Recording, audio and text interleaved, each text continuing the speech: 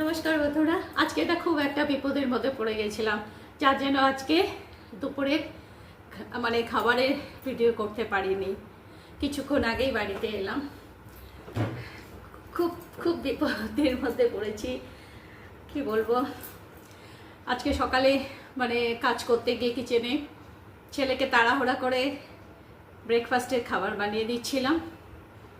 সে পুরো গরম জল বসিয়েছিলাম না, পুরো জলটা আমার গায়ে পড়ে গেছে, এখান পুরো জ্বলে গেছে। তাই ড্রেসিং করিয়ে আজকে আর দুপুরে কিচ্ছু করতে পারিনি। চা পেয়েছি তাই খেয়েছিলাম। যাই হোক, ওটা মানুষের জীবনে হতেই থাকে।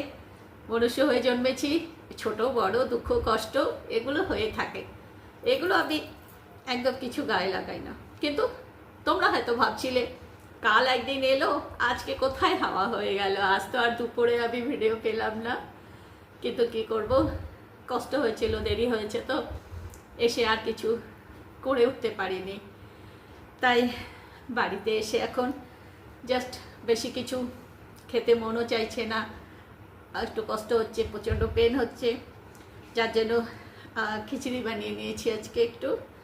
আর দেখো এখানে আমের আম শক্ত আছে না, ওটা চাটনি বানিয়েছে, কারণ টক খাবো না বেশি, তো প্রবলেম হবে। বেশি করে মিষ্টি দিয়ে বানিয়েছি।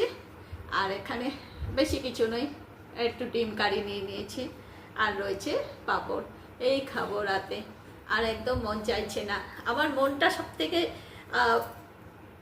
নার্সিংহোম থেকে আমার বেশি পড়ে রয়েছিল যে আমার যে বন্ধুরা, নতুন বন্ধুরা সব আমার হয়েছে এখন, তারা হয়তো ভাববে একদিন এসে কাজ করে চলে গেল, এখন আর পাচ্ছি না।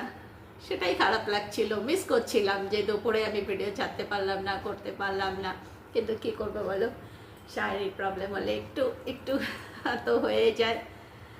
তাই দেখি আজকে খিচুড়িটা কেমন হয়েছে, আগে একটু দেখে নিই, তারপর তোমাদের সঙ্গে কথা বলছি।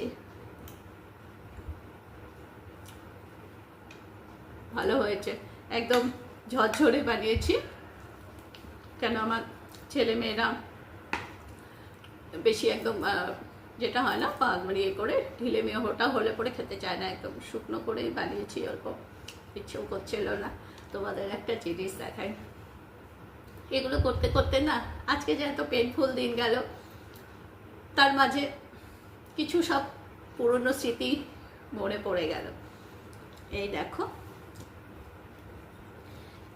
এই পুতুল দুটো হয়তো সকলে জানো, সকলে দেখেছো। সেই